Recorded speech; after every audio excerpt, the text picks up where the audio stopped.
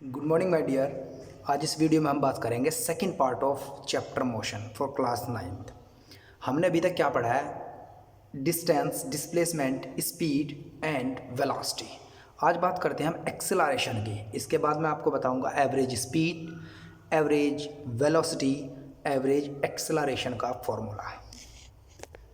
देखिए, बहुत ध्यान से समझिएगा आप। जैसे कि हमने change of distance with respect to time को स्पीड कहा, change of displacement with respect to time को आपने वेलोसिटी कहा।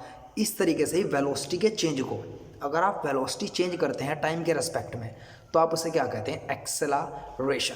होता है ना आपकी बाइक में एक्सेलरेटर। एक्सीलरेटर मतलब कितने टाइम में आप स्पीड कितने से कितनी करते हैं, या वेलोसिटी कितने से कितनी करते हैं, उसे आप क्या बोलते हैं? एक्सीलरेशन। एक्सीलरेशन क्या होता है? Rate of change of velocity with respect to time. आप इसकी डेफिनेशन इस तरीके से लिखेंगे, rate of change of velocity with respect to time said to be acceleration, या फिर change of velocity per unit time said to be acceleration.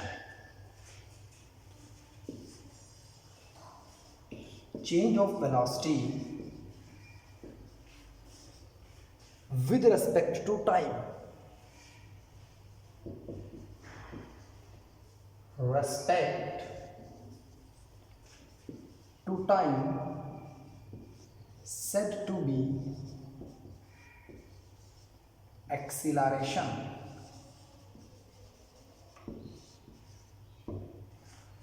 एक चीज़ और समझिए, जिसे मैं कहता हूँ आपको, जो मैं समझाने के लिए बोर्ड पे लिखता हूँ, आप उसे नोट्स में ना लिखें, आप सिर्फ समझने के लिए लिखें उसे किसी रफ साइड। जो नोट्स होंगे प्रॉपर नोट्स, उसमें आप वही लिखें जो नोट्स बनते हैं। जैसे कि मैं रफली कोई एग्जांपल देता हूँ, आप वो नोट्स में नहीं नोट करेंगे बिल्कुल भी। आपके पास एक्सेलरेशन निकल गया, अब इसके फॉर्मूला किस तरीके से बनाएंगे आप एक्सेलरेशन का फॉर्मूला बनाएंगे, change of velocity upon change of time, या फिर आप इस फॉर्मूले को इस तरीके से भी लिख सकते हैं, acceleration is equals to change of velocity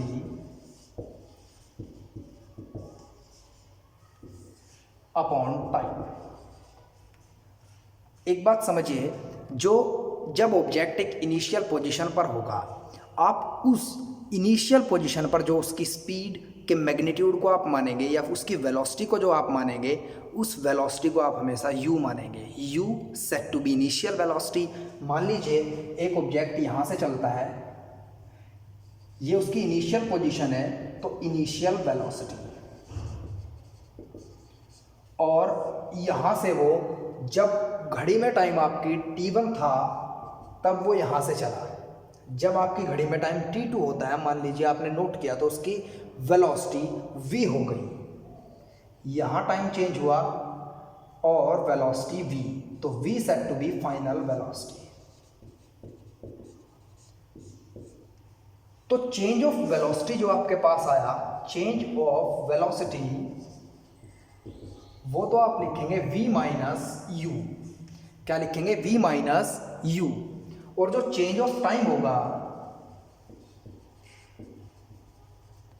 वो t2 माइनस t1, उसे आप t मान लेंगे, उसे आप t मान लेंगे।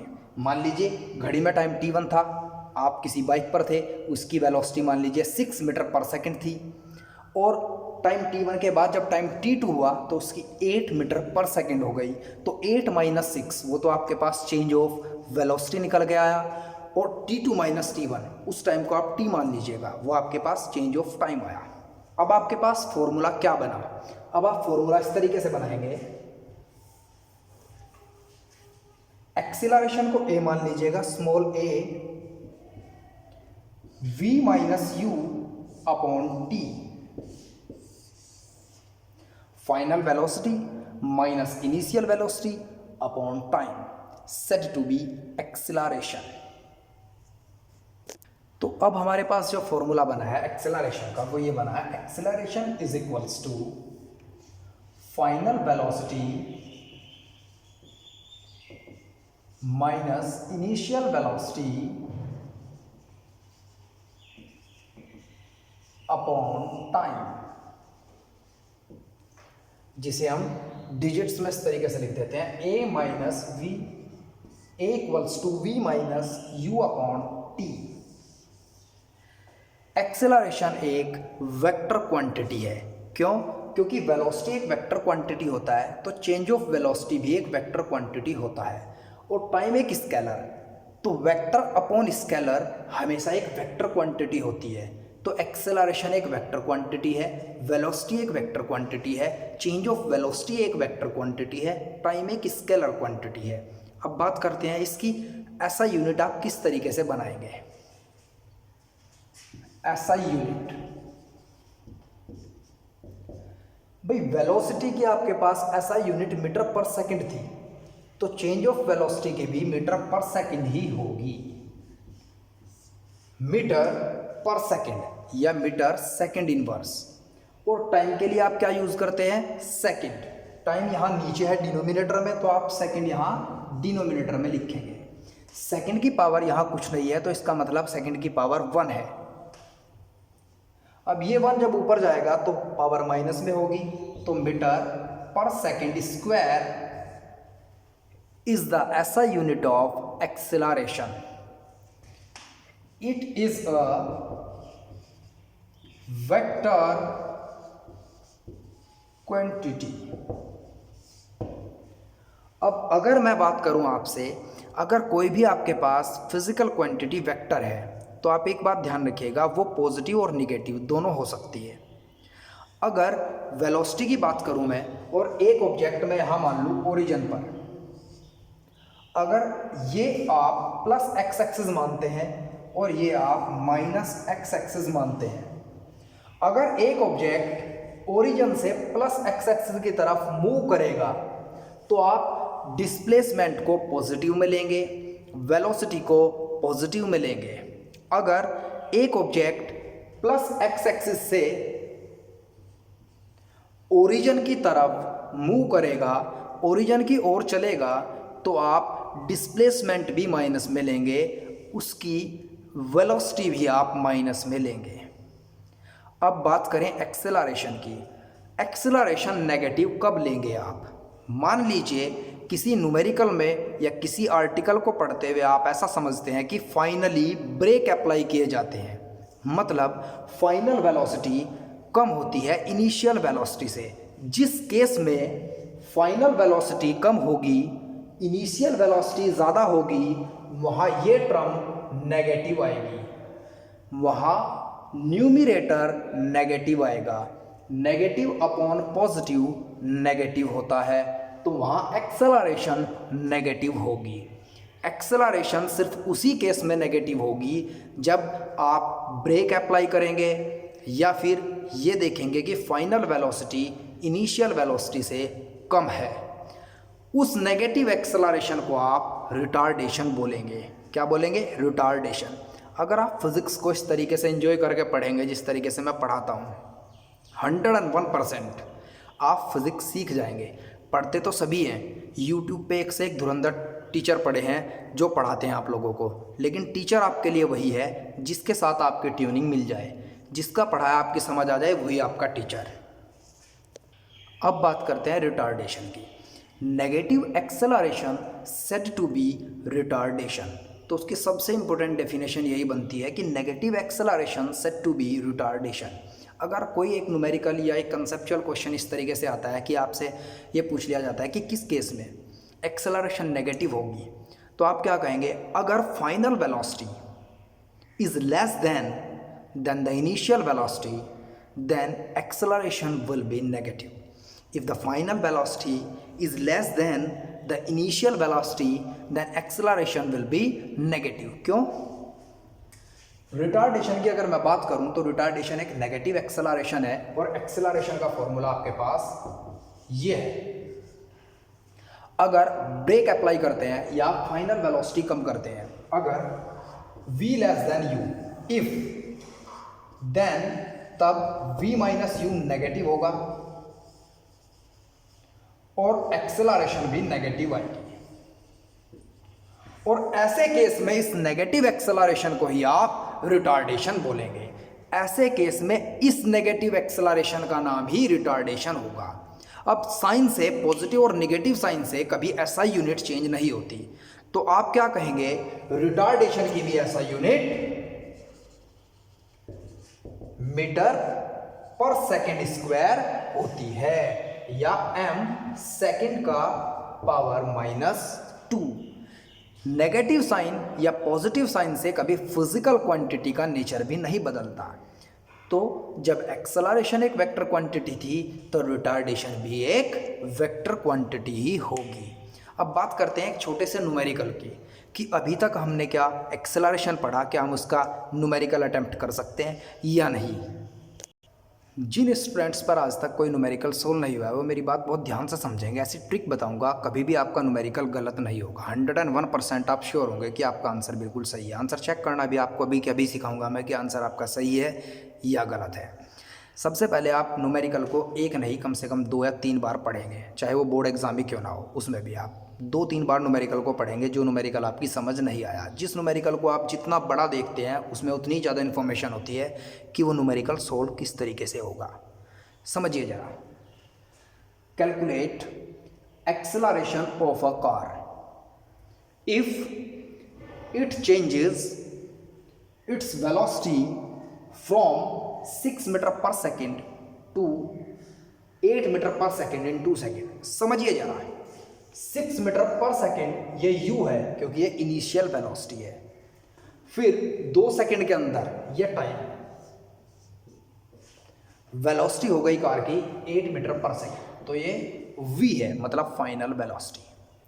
आंसर आप बहुत आसानी से निकाल लेंगे। सबसे पहले आप एग्जाम में भी इस तरीके से लिखेंगे कि जैसे आप टीचर को समझा रहे हो, मतलब वी नो दैट और उसके बाद फॉर्मूला है, वी नो दैट एक्सेलरेशन, जिसे आप a से डिनोट करते हैं, वो v minus u upon T के बराबर होता है। तो v की वैल्यू लिखिएगा 8 माइनस 6 अपॉन टी टाइम, मतलब 2 सेकेंड। तो ये आपके पास 2/2 मतलब 1 आया। एक्सेलरेशन की ऐसा यूनिट आपके पास होती है मीटर पर सेकेंड स्क्वायर।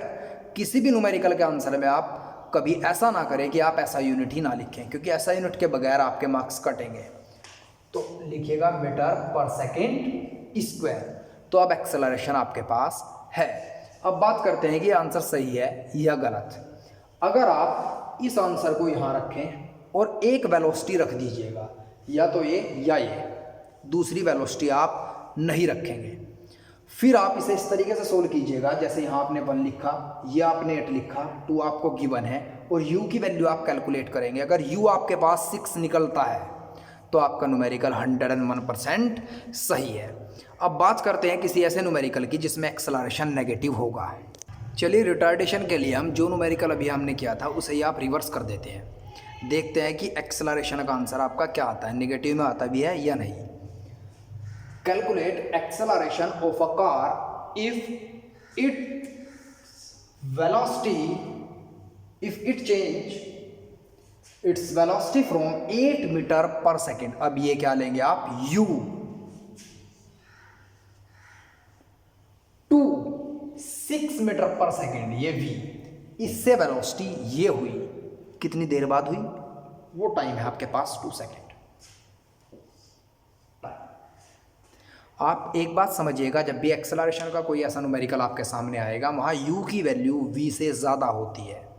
आप समझ जाइएगा, वहाँ एक्सेलरेशन नेगेटिव होगी। अगर नेगेटिव आपका आंसर नहीं आता है तो आप गलत है। लिखिएगा we know that acceleration is equals to v minus u upon t. ये आपके पास फॉर्मूला है, change of velocity per unit time set to be acceleration.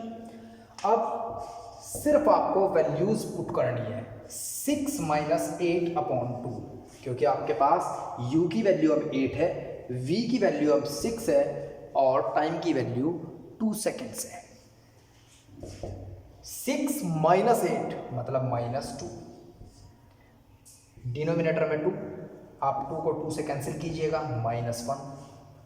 अब मैंने क्या कहा था आपसे कि एक्सेलरेशन की ऐसा यूनिट मीटर पर सेकंड स्क्वायर, तो आप ऐसा यूनिट लिखेंगे, यह आपके पास आंसर।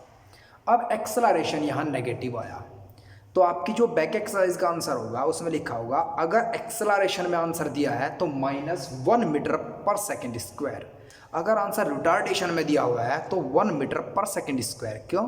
क्योंकि एक्सेलरेशन तो है माइनस में, लेकिन रिटार्डेशन तो खुद ब खुद पॉजिटिव है। वो बात दूसरी है कि negative acceleration set to be retardation. अब बात करते हैं टाइप्स ऑफ मोशन की, क्योंकि अब आप स्पीड भी पढ़ चुके हैं, एक्सेलरेशन भी पढ़ चुके हैं और वेलोसिटी भी पढ़ चुके हैं। आपको बताया जाता है there are 2 type of motion, uniform motion and non uniform motion. ये तो बच्चों वाली बात है। यूनिफॉर्म मोशन और नॉन यूनिफॉर्म मोशन ये मैं भी आपको पढ़ाऊँगा, लेकिन फिर मैं इसे टेक्निकली आपको बताऊँगा, एक एक्सेलरेटेड मोशन और एक अनएक्सेलरेटेड मोशन। उसमें आपको ये भी बताऊंगा हर यूनिफॉर्म मोशन अनएक्सेलरेटेड नहीं होता, जो हमें बताया गया है। आप ध्यान से देखिएगा एंड तक इस वीडियो को। अब बात करूं मैं यूनिफॉर्म मोशन। यूनिफॉर्म का मतलब है आप यूनिफॉर्मली चले, मतलब इक्वल टाइम में आपने इक्वल डिस्टेंस ट्रेवल किया। आप घर से चले हैं स्कूल तक, मान लीजिए 4 किलोमीटर आपका डिस्टेंस है, तो आप हर किलोमीटर आप 5 मिनट में तय करते हैं, तो वो आपके लिए एक यूनिफॉर्म मोशन होगा। अगर कहीं आपने स्पीड ज़्यादा की, कहीं आपने स्पीड कम की, तो वो आपके लिए एक नॉन यूनिफॉर्म मोशन होगा। इसकी डेफिनेशन समझिएगा बहुत ध्यान से।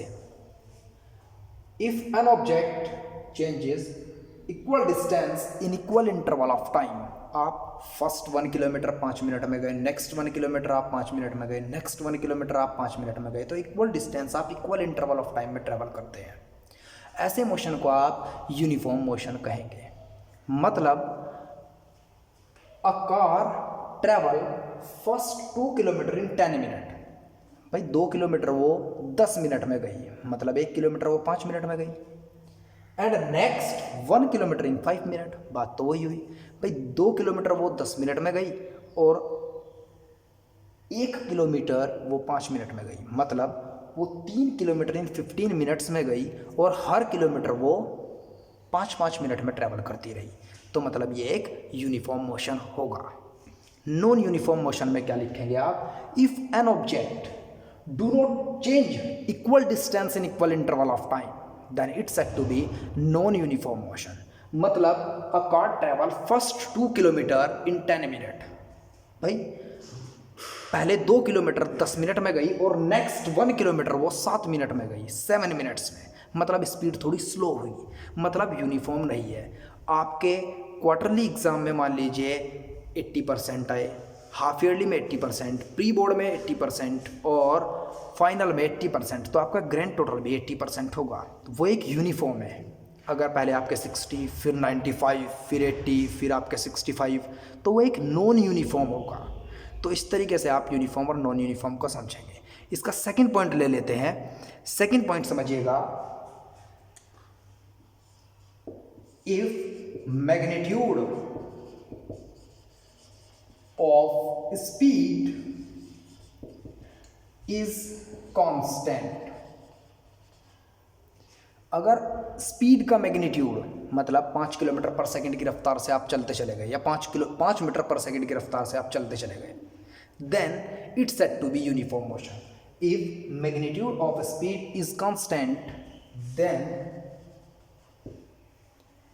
It's said to be uniform motion. आप इसमें लिखेंगे सेकंड पॉइंट में, magnitude of a speed is not constant,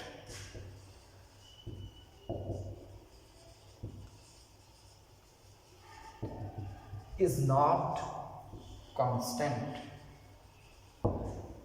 अरे भाई, जब चेंज ऑफ डिस्टेंस ही कांस्टेंट नहीं है तो स्पीड तो कांस्टेंट होगी ही नहीं। जब स्पीड आपको कांस्टेंट दिखाई दे तो वो यूनिफॉर्म मोशन, अगर स्पीड आपको कांस्टेंट ना दिखाई दे तो वो आपके लिए नॉन यूनिफॉर्म मोशन।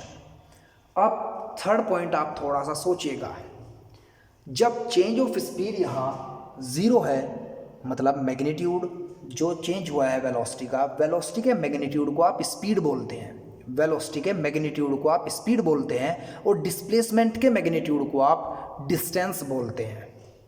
तो अगर मैग्नीट्यूड चेंज नहीं होगा तो वेलोसिटी कांस्टेंट होगी। जब वेलोसिटी कांस्टेंट होगी तो वेलोसिटी का चेंज ज़ीरो होगा। जब वेलोसिटी का चेंज ज़ीरो होगा तो एक्सेलरेशन भी ज़ीरो होगी। तो हम मान लेते हैं यूनिफॉर्म मोशन में एक्सेलरेशन ज़ीरो होगी, लेकिन हर यूनिफॉर्म मोशन में एक्सेलरेशन ज़ीरो नहीं होती। लीनियर यूनिफॉर्म मोशन अगर है, मतलब आप एक स्ट्रेट पाथ पर एक कांस्टेंट वेलोसिटी से अगर ट्रेवल करते हैं, वहाँ एक्सेलरेशन ज़ीरो होगी, लेकिन हर यूनिफॉर्म मोशन में एक्सेलरेशन ज़ीरो नहीं होगी। अभी बताऊंगा किस यूनिफॉर्म मोशन में एक्सेलरेशन ज़ीरो नहीं होती। सबसे पहले लिखिएगा थर्ड पॉइंट,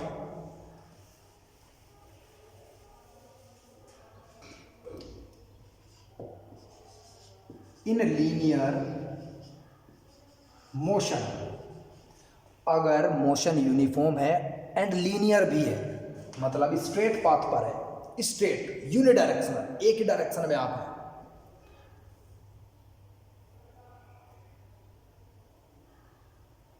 देन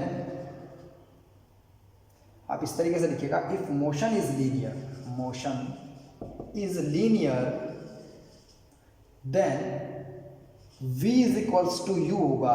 अगर यूनिफॉर्म मोशन है तो v माइनस यू ज़ीरो होगा, तो acceleration v minus u upon d 0 metre पर सेकेंड स्क्वायर होगी।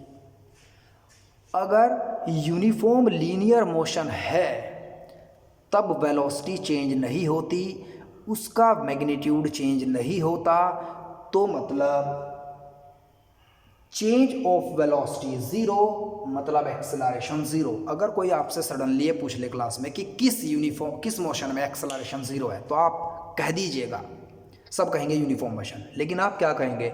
आप कहेंगे लीनियर यूनिफॉर्म मोशन, क्योंकि हर यूनिफॉर्म मोशन में एक्सेलरेशन ज़ीरो नहीं होती, लेकिन लीनियर यूनिफॉर्म मोशन में एक्सेलरेशन ज़ीरो होती है। अब बात करें अगर हम नॉन यूनिफॉर्म मोशन की, तो नॉन यूनिफॉर्म मोशन ऐसा कोई है ही नहीं जिसके अंदर एक्सेलरेशन ज़ीरो हो। तो आप लिखिएगा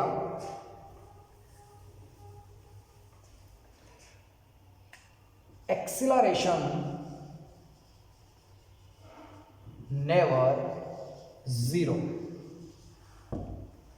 क्योंकि इसमें हमेशा चेंज ऑफ वेलोसिटी होगा। जब हमेशा चेंज ऑफ वेलोसिटी है तो change of velocity not equal to zero है। तो आप क्या कहेंगे? यहाँ कभी भी v u के बराबर नहीं होता, ये नॉट इक्वल टू का साइन है, तो चेंज ऑफ वेलोसिटी भी not equal to zero, so acceleration not equal to zero. तो किस मोशन में एक्सेलरेशन ज़ीरो नहीं होती? आप कहेंगे नॉन यूनिफॉर्म मोशन में एक्सेलरेशन ज़ीरो नहीं होती। अब बात करते हैं ऐसा कौन सा मोशन है जो यूनिफॉर्म तो है लेकिन एक्सेलरेशन ज़ीरो नहीं है। सर्कुलर मोशन अगर है तो वो यूनिफॉर्म हो या नॉन यूनिफॉर्म, उसमें एक सेंट्रीपिटल एक्सेलरेशन डेवलप होती है, जिस सेंट्रीपिटल एक्सेलरेशन के कारण एक ऑब्जेक्ट किसी सेंटर के चारों ओर घूमता है। उस सेंट्रीपिटल एक्सेलरेशन का कारण होता है सेंट्रीपिटल फोर्स। सेंट्रीपिटल फोर्स से सेंट्रीपिटल एक्सेलरेशन बनती है, आपको चैप्टर 4 में पढ़ाऊंगा मैं।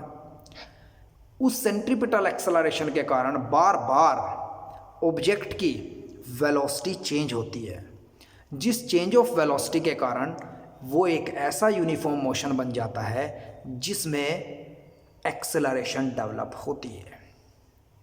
तो नॉन यूनिफॉर्म मोशन तो सभी ऐसे हैं जिसमें एक्सेलरेशन नॉन ज़ीरो होगी, लेकिन सर्कुलर यूनिफॉर्म मोशन भी एक ऐसा यूनिफॉर्म मोशन है जिसमें एक्सेलरेशन होती है, लेकिन उस एक्सेलरेशन को आप लीनियर एक्सेलरेशन नहीं कहेंगे, उस एक्सेलरेशन को आप सेंट्रीपिटल एक्सेलरेशन कहेंगे। A is equals to v minus u upon t. जब ऑब्जेक्ट एक लीनियर मोशन में है तो वहाँ v उसकी फाइनल लीनियर वेलोसिटी है, u उसकी इनिशियल लीनियर वेलोसिटी है, t चेंज ऑफ टाइम है, एंड a जिसे आप एक्सेलरेशन बोलते हैं उसे आप शुद्ध भाषा में बिल्कुल प्योर लैंग्वेज में आप कहेंगे linear acceleration. Linear acceleration v minus u upon t। अब एक और डिफरेंस पढ़ते हैं हम अनएक्सेलरेटेड एक्सेलरेटेड मोशन के बीच। बात करते हैं एक्सेलरेटेड मोशन। एक्सेलरेटेड मोशन वो होगा जिसमें acceleration not equal to zero होगी, मतलब एक्सेलरेशन ज़ीरो नहीं होगी। एक्सेलरेशन किस मोशन में ज़ीरो नहीं होती? जहाँ वेलोसिटी चेंज होगी वहाँ एक्सेलरेशन ज़ीरो नहीं होती। वेलोसिटी चेंज कहाँ होगी? वेलोसिटी एक नॉन यूनिफॉर्म मोशन में चेंज होगी। तो आप क्या कहेंगे? Every non uniform motion is accelerated motion. Every non uniform, भाई आप चले रुक दुक कर चले तो वहाँ एक्सेलरेशन प्रोड्यूस होगी। एक्सेलरेशन से मतलब है कि नेगेटिव भी हो सकती है वो। आप ब्रेक अप्लाई करते हैं तो वहाँ नेगेटिव एक्सेलरेशन होगी, लेकिन एक्सेलरेशन प्रोड्यूस होगी। तो बात करते हैं कि every non uniform motion is accelerated. क्यों? Because in this motion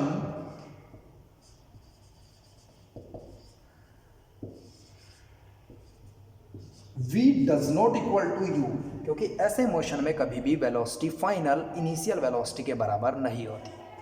so v minus u not equal to zero, तो चेंज ऑफ वेलोसिटी भी ज़ीरो नहीं होता। Hence a minus v upon t not equals to zero, तो acceleration भी zero नहीं होती। अब uniform circular motion, uniform circular motion भी एक एक्सेलरेटेड मोशन होता है यूनिफॉर्म मोशन होने के बावजूद भी। अब बात करते हैं यूनिफॉर्म मोशन जो एक सर्कुलर यूनिफॉर्म मोशन है।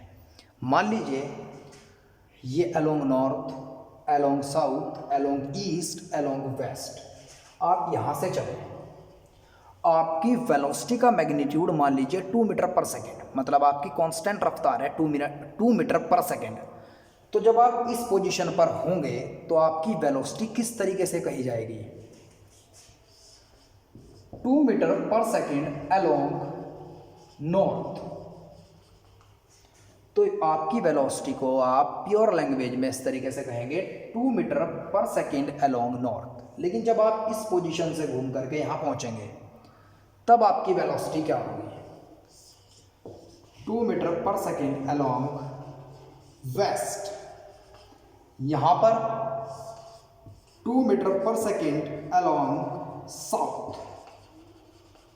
साउथ की ओर, और यहाँ पर 2 मीटर पर सेकेंड अलोंग ईस्ट। तो आप ध्यान दीजिए ये यूनिफॉर्म इसलिए है क्योंकि यहाँ 2 मीटर पर सेकेंड ही स्पीड रही है। तो आपने इसमें देखा, इसमें मैग्नीट्यूड तो कांस्टेंट रहा वेलोसिटी का, मतलब जिसे आप स्पीड कहते हैं, लेकिन डायरेक्शन बार बार चेंज हुई, और डायरेक्शन के चेंज के कारण आप क्या कहेंगे? वेलोसिटी बार बार चेंज हुई। ये change of velocity centripetal acceleration का कारण है, तो मतलब यहाँ पर एक सेंट्रीपिटल एक्सेलरेशन होगी। यूनिफॉर्म होने के बावजूद भी एक सर्कुलर मोशन हमेशा एक्सेलरेटेड होता है। अब बात करते हैं अनएक्सेलरेटेड मोशन। अनएक्सेलरेटेड मोशन एक लीनियर यूनिफॉर्म मोशन।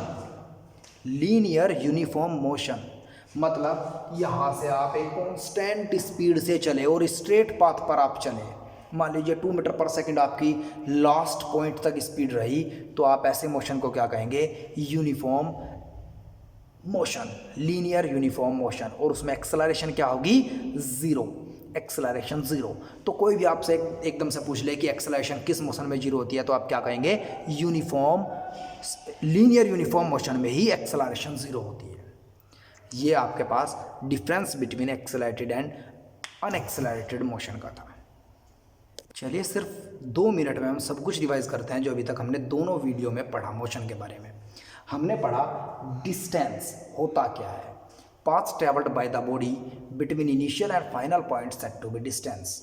इसकी ऐसा यूनिट मीटर, और आप इसे एम से डिनोट करते हैं। अब ये किस तरह की फिजिकल क्वांटिटी है? मैंने बताया था आपको इसमें डायरेक्शन की नीड नहीं होती, तो ये एक स्केलर क्वांटिटी है। स्केलर। अब डिस्टेंस के बाद बात करते हैं डिस्प्लेसमेंट की। मैंने आपसे कहा you have to go 6 kilometre, तो वो distance you have to go 6 kilometre along north, तो वहाँ डायरेक्शन भी है, तो वो 6 किलोमीटर क्या कहलाएगा अब, डिस्प्लेसमेंट। या फिर the shorter distance between initial and final point said to be displacement. आप यहाँ से चले और यहाँ पहुँचे, ये तो आपके पास ट्रेवल्ड बाय द बॉडी है, सेट टू बी डिस्टेंस। लेकिन यहाँ से यहाँ तक का शॉर्टर डिस्टेंस क्या है आपके पास, डिस्प्लेसमेंट। तो डिस्प्लेसमेंट के मैग्नीट्यूड को ही आप डिस्टेंस बोलते हैं। और अगर एक ऑब्जेक्ट एक स्ट्रेट पाथ पर होगा, यूनिडायरेक्शनल होगा, तब उसकी उसकी डिस्प्लेसमेंट उसके डिस्टेंस के बराबर होगी। कभी भी डिस्प्लेसमेंट डिस्टेंस से ज़्यादा नहीं होती, दोनों बराबर हो सकते हैं अगर पाथ स्ट्रेट हो। हमेशा ज़्यादातर केसेस में डिस्प्लेसमेंट कम होती है डिस्टेंस से अगर पाथ स्ट्रेट ना हो। इसकी ऐसा यूनिट भी मीटर है, लेकिन इसमें डायरेक्शन होती है, तो ये एक वेक्टर क्वांटिटी है। मीटर एम से आप डिनोट करते हैं मीटर को, ये एक वेक्टर क्वांटिटी, वेक्टर। अब बात करते हैं speed. Change of distance said to per unit time set to be speed. Speed एक स्केलर क्वांटिटी है और इसकी ऐसा यूनिट मीटर पर सेकेंड है। इसके बाद बात करते हैं वेलोसिटी। वेलोसिटी एक वेक्टर क्वांटिटी है, क्योंकि speed plus direction said to be velocity. Speed plus direction मतलब डायरेक्शन है यहाँ, और जहाँ डायरेक्शन होगी वहाँ पर आप वेक्टर क्वांटिटी कहेंगे। इसकी भी ऐसा यूनिट मीटर पर सेकेंड होती है। Acceleration change of velocity per unit time, ऐसा यूनिट इसकी अभी पढ़ी आपने, मीटर पर सेकेंड स्क्वायर, और ये एक वेक्टर क्वांटिटी है। रिटार्डेशन नेगेटिव एक्सेलरेशन को बोलते हैं, इसकी भी ऐसा यूनिट मीटर पर सेकेंड स्क्वायर है, और ये भी एक वेक्टर क्वांटिटी है। अब जो मैं आपको समझाने के लिए बोर्ड पर लिखता हूँ और फिर रफ कर देता हूँ, वो आप नोट्स में नहीं लिखेंगे। नोट्स में आप वही लिखेंगे जो मैं डेफिनेशंस बोलता हूँ या मैं बोर्ड पे लिखता हूँ। कई बार मैं डायग्राम भी ड्रॉ कर देता हूँ बोर्ड पर, तो आप वो इस तरीके जिसे मैं रफ कर देता हूँ आपको बता करके, उसे आप नोट्स में नहीं लिखेंगे। बात करते हैं आप ग्राफिकल रिप्रेजेंटेशन ऑफ मोशन। आपको कहा कि यूनिफॉर्म मोशन को आप ग्राफिकली बताइएगा, तो आप किस तरीके से बनाएंगे ग्राफ। समझिए, सबसे पहले ग्राफ किस किस के बीच आपने बनाया है वो आपको मैं समझना सिखाऊंगा। ये बोर्ड पर आपके पास दो ग्राफ हैं। सबसे पहले समझिएगा, यहाँ डिस्टेंस लिखा हुआ है और यहाँ टाइम, तो इस ग्राफ को आप क्या कहेंगे, डिस्टेंस टाइम ग्राफ, मतलब डिस्टेंस और टाइम के बीच का ग्राफ। तो जो भी इसमें आप लाइन खींचेंगे जिसे आप स्लोप कहते हैं, तो वो स्लोप आप हमेशा उसी फिजिकल क्वांटिटी के लिए खींचेंगे, ये अपॉन ये करके जो आएगा, जैसे कि डिस्टेंस अपॉन टाइम, तो वो स्लोप किसकी होगी, स्पीड की। अगर यहाँ डिस्प्लेसमेंट होता और यहाँ टाइम, तो वो स्लोप होती डिस्प्लेसमेंट अपॉन टाइम, मतलब वेलोसिटी। अगर यहाँ स्पीड और यहाँ टाइम होता तो स्पीड अपॉन टाइम एक्सेलरेशन, तो वो एक्सेलरेशन की होती। बात करते हैं यूनिफॉर्म और नॉन यूनिफॉर्म का ग्राफ आप किस तरीके से बनाएंगे। मान लीजिए आपको कहा गया है कि यूनिफॉर्म मोशन का आप ग्राफ ड्रॉ कीजिएगा डिस्टेंस और टाइम के बीच। मतलब सिर्फ डेफिनेशन से ही मैंने आइडिया लगा लिया कि equal distance in equal interval of time, equal distance equal interval of time चलेगा। किस तरीके से, ये आपने सेकंड्स में लिया, 2 सेकंड में, टाइम सेकंड में लिया हुआ है मैंने, और डिस्टेंस मीटर में। मान लीजिए एक ऑब्जेक्ट यूनिफॉर्म मोशन में है, तो 2 सेकंड में 5 मीटर गया, नेक्स्ट 2 सेकंड में भी वो 5 मीटर गया। तो अगर ये इंटरवल्स आपके कांस्टेंट बनते हैं, आप ऐसे ग्राफ बनाइएगा और इसे ऐसे ड्रॉ करते जाइएगा। ये लाइन मान लीजिए बिल्कुल स्ट्रेट है, स्केल होती तो मैं बिल्कुल स्ट्रेट ही खींचता, तो ये मान लीजिए स्ट्रेट लाइन है। तो ये स्ट्रेट लाइन अगर आपके पास आती है ग्राफ से, आप जब ग्राफ रिप्रेजेंट करेंगे, तो ये स्पीड के लिए आई। क्यों? क्योंकि मैंने बताया आपको कि ये स्लोप जो होगी ये उसी फिजिकल क्वांटिटी की होगी जो ये अपॉन ये करके आएगा। मतलब डिस्टेंस अपॉन टाइम मतलब स्पीड है, तो ये लाइन किसे रिप्रेजेंट करेगी? स्पीड को करेगी। और यहाँ स्पीड अगर स्ट्रेट लाइन है तो स्पीड कांस्टेंट है, और स्पीड कांस्टेंट किस मोशन में होती है? Uniform motion. तो आप क्या कहेंगे? ये एक यूनिफॉर्म मोशन है।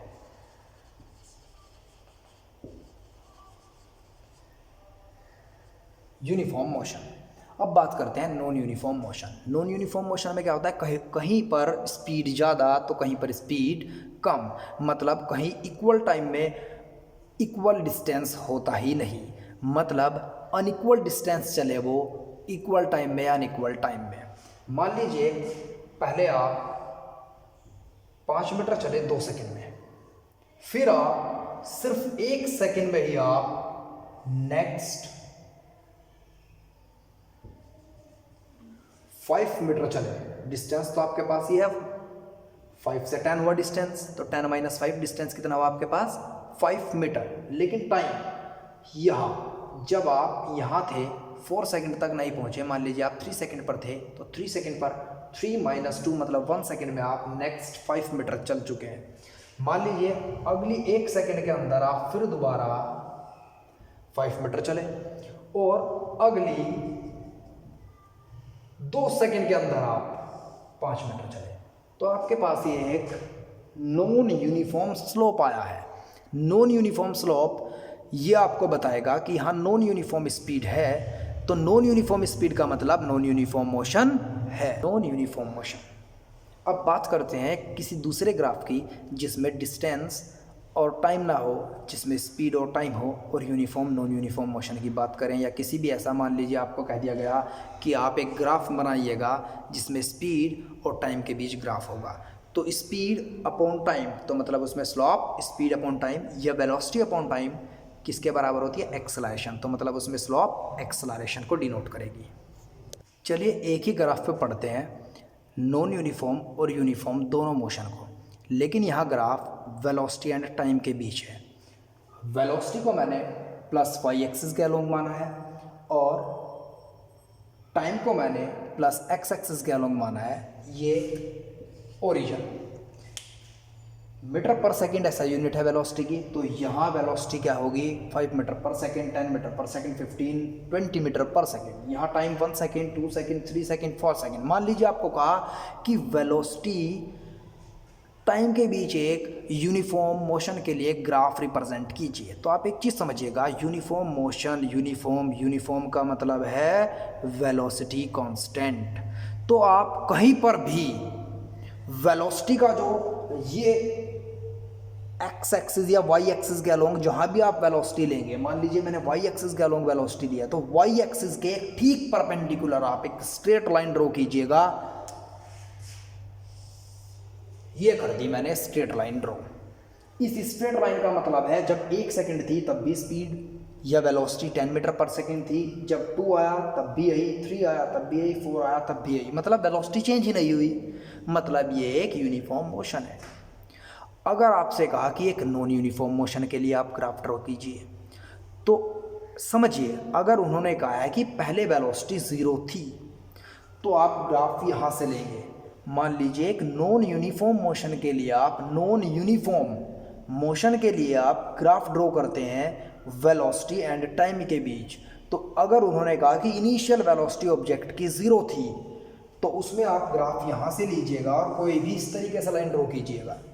इसका मतलब जब 1 सेकंड तक वेलोसिटी ये रही, नेक्स्ट 1 सेकंड में वेलोसिटी इतनी ज़्यादा बढ़ी, पहले वेलोसिटी 0 से 5 मीटर पर सेकंड आई, फिर 5 से 7 मीटर पर सेकंड, 7 मीटर पर सेकंड बढ़ गई, लगभग 12 तक हो गई। यहाँ देखिएगा 10 से ऊपर चला गया ग्राफ, और उसके बाद 1 सेकंड में देखिएगा कितनी तेज़ी से ये 20 मीटर पर सेकंड हुई। तो एक नॉन यूनिफॉर्म मोशन का ग्राफ है।